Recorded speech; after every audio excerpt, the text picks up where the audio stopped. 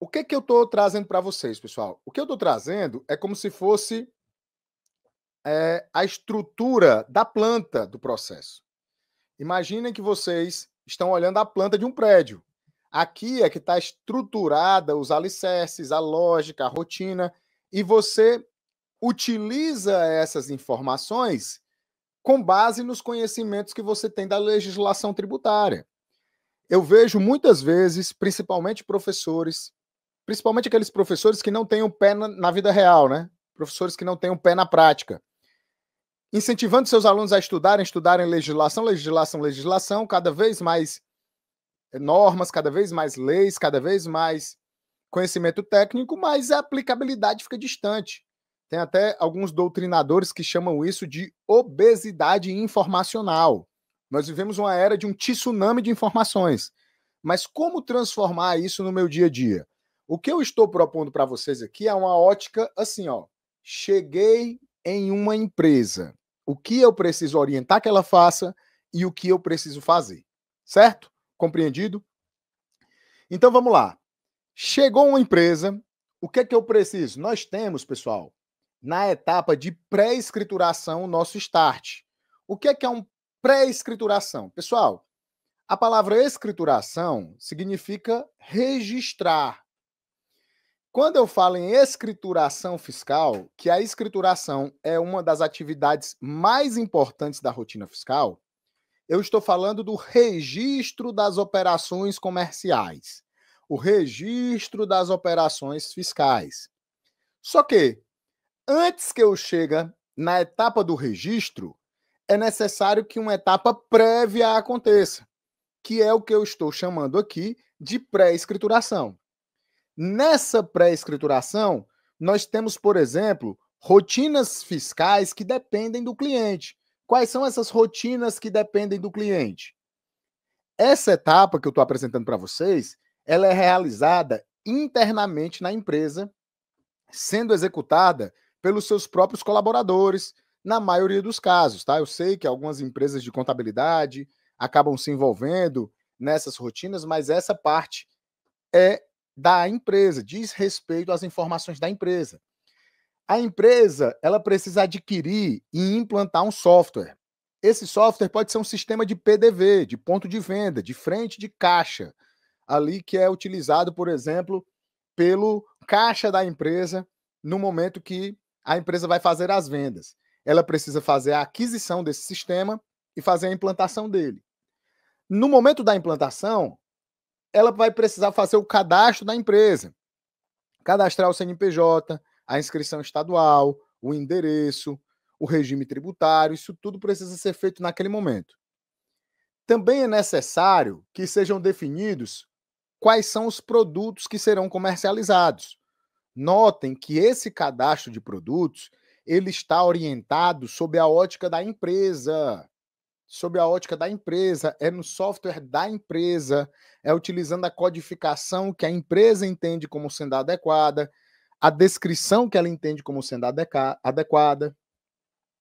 Depois de fazer o cadastro de produtos, ela precisa fazer o cadastro de clientes. Ela precisa cadastrar quem são os seus clientes, precisa cadastrar quem são os seus fornecedores. Clientes e fornecedores são essenciais nessa etapa da empresa. Ela precisa cadastrar quais são os seus meios de pagamentos e recebimentos, quais são os bancos que ela vai trabalhar, quais são os cartões de crédito que ela vai receber, se ela vai receber no Pix, se ela vai receber dinheiro à vista. É necessário que a empresa também tenha o seu controle de estoques, controle de mercadorias. Quais são as mercadorias que ela adquiriu que são para revenda? Quais mercadorias ela adquiriu que são para o ativo imobilizado? O que é que vai ser uso e consumo? Isso tudo é uma rotina que acontece dentro da empresa, dentro do seu cliente, é uma etapa do cliente. Para depois nós virmos para as outras despesas, uma despesa com energia, com água, com internet, com telefone. Então nós temos outras despesas. Todas essas etapas aqui, todas essas rotinas, essas 8 rotinas iniciais, elas são de responsabilidade da empresa, do seu cliente, que vai precisar executá-las sob a sua orientação. Então, compete a você, profissional do assessoramento fiscal, profissional da área contábil e tributária, orientar o seu cliente quanto a esses procedimentos, tá? Para quê? Para que nós tenhamos agora, afastada a parte que diz respeito da empresa, entrarmos na parte que diz respeito ao setor fiscal. E vocês vão perceber que a parte que diz respeito ao setor fiscal é amplamente influenciada e afetada por aquilo que aconteceu na empresa. Porém, nós temos 16 parâmetros iniciais que precisam ser feitos dentro do setor fiscal. Para garantir que essa etapa seja realizada de forma eficaz, o ideal é que essas rotinas, essas 16 rotinas iniciais, sejam executadas ou por um assistente ou por um analista fiscal. Esses são os profissionais que, em tese, devem possuir conhecimentos técnicos para lidar com cada uma dessas tarefas. Ou seja, é aqui que você vai dizer qual é o regime de tributação da empresa, se ela é do Simples Nacional, do lucro presumido ou do lucro real. É aqui que você vai cadastrar o certificado digital. Você precisa definir qual é o modelo de documento fiscal que ela vai trabalhar. Se ela trabalha em operações B2B, empresas vendendo para empresas, o modelo de documento fiscal eletrônico é a nota fiscal. Se ela trabalha no B2C, vendendo para o consumidor final, o modelo pode ser o cupom fiscal eletrônico, a nota fiscal de consumidor eletrônica. Se ela trabalha com serviço de transportes, pode ser o conhecimento de transporte. Então, é você quem vai determinar qual é o modelo de documento fiscal que será utilizado. É necessário que seja feita uma pesquisa de situação fiscal dessa empresa, para que você possa levantar se ela tem pendências de ausência de recolhimento de tributos, se ela tem ausência do envio de declarações. Então, essa rotina aqui é uma rotina inicial. Sempre que você pegar uma empresa nova, você deve fazer isso. Você precisa fazer o cadastro da empresa no sistema contábil. Vamos lá, você pode ser cliente da Fortes, da Domínio, da Alterdata, de qualquer uma software house. Você vai ter que cadastrar essa empresa no seu sistema fiscal. Você vai ter que cadastrar quem são os sócios da empresa. Qual é a forma de apuração do ICMS? É um ICMS não cumulativo ou é um ICMS substituição tributária? Tem antecipado ou não? Tem diferencial de alíquotas ou não? Tem algum regime especial de tributação? Isso tudo você vai precisar determinar nesses parâmetros iniciais. Você vai ter que determinar qual é a forma de apuração do ISS. Vai recolher o ISS fixo ou o ISS normal? Qual que é a forma de apuração do imposto de renda e da contribuição social? É sob a ótica do lucro presumido ou do lucro real? Se ela for uma empresa do Simples, qual é o anexo do Simples que ela será tributado? Então, tudo isso precisa ser determinado dentro desses parâmetros iniciais. É importante dizer, teve alguém aqui que disse, eu acho que foi a Luana, que fez um curso de classificação fiscal de mercadorias. Concluí hoje o curso de classificação fiscal de mercadorias.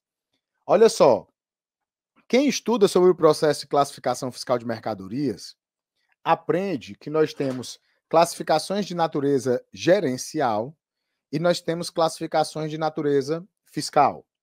São classificações de natureza gerencial. A definição do NCM, a definição do tipo de item e do gênero do produto. Você que atua na área fiscal, no teu sistema vai ter um cadastro de produtos do teu cliente. Nesse cadastro de produtos, ele vai te pedir qual é o NCM, qual é o tipo de item e qual é o gênero. Lembra que eu falei que nas rotinas do cliente ele teve que fazer o cadastro de produtos no sistema dele?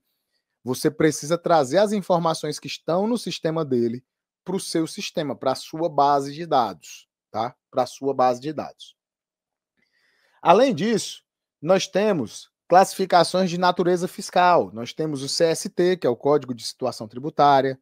Nós temos o CFOP, que é o Código Fiscal de Operações e Prestações. Nós temos o CEST, que é o Código Especificador da Substituição Tributária. Isso aqui já são determinações da área fiscal.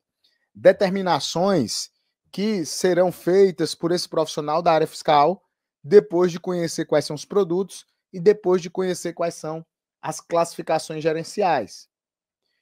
Você precisará também determinar quais alíquotas serão usadas. Se eu sou uma empresa que está no PIS e COFINS cumulativo, eu vou ter 0,65 de PIS e 3% de COFINS. Se eu tiver no PIS e COFINS não cumulativo, eu vou ter 1,65 de PIS, 7,6 de COFINS e assim por diante, tá? Você vai ter que trazer o cadastro de produtos da empresa para dentro do teu software, o cadastro de fornecedores e clientes da empresa para dentro do seu software e vai ter que ter os preços de venda. Pessoal, nessa hora você deve estar olhando para essas rotinas, essas 16 rotinas e pensar, né? Eita, professor, são muitas coisas, são muitos detalhes. Como é que eu vou lembrar disso? É por isso que você tem essa aula e é por isso que você tem esse checklist, para que você possa consultá-lo, tá?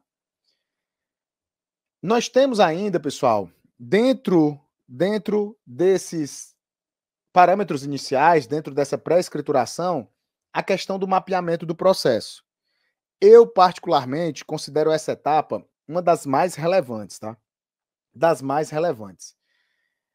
O ideal é que você consiga identificar esses processos quando vai cadastrar a empresa. Porque você precisa entender o seguinte: essa empresa, ela utiliza um ERP? Por exemplo, ela usa o SAP, ela usa o Intor da TOTOS, ela usa um OMIE. Qual é o ERP que ela utiliza? Se ela não utiliza ERP, pessoal, se você não vai usar o sistema dela para fazer a integração dos dados, você vai ter que saber pelo menos qual é o sistema de retaguarda que ela usa. Qual é o sistema de PDV que ela usa. Porque aí você vai ter que integrar essas bases. Você vai ter que fazer uma integração, olha só isso, tá? Integração entre o sistema da empresa e o sistema contábil. Você vai ter que promover essa integração. Essa integração pode ser através de importação de arquivos, essa integração pode ser através de importação de dados. Essa empresa, o setor fiscal dela é interno ou o setor fiscal dela é externo? É um escritório de contabilidade que faz. Ela gerencia estoques, ela é um comércio, ela é uma indústria. Então, isso tudo você precisa levantar nesse mapeamento inicial. Com essa explicação desse cartão, a gente finaliza essa etapa pré-escrituração, mas isso tudo aconteceu antes de você começar a registrar os documentos. Vejam que antes mesmo de você começar a registrar os documentos, nós já tivemos pelo menos 29 rotinas que você precisa ter conferido. 8 que aconteceram no cliente, 16 que aconteceram na hora que você recebe a empresa e mais 5 que dizem respeito a mapeamento. Então, nós temos todas essas etapas para ser cumpridas antes de iniciar o processo de escrituração.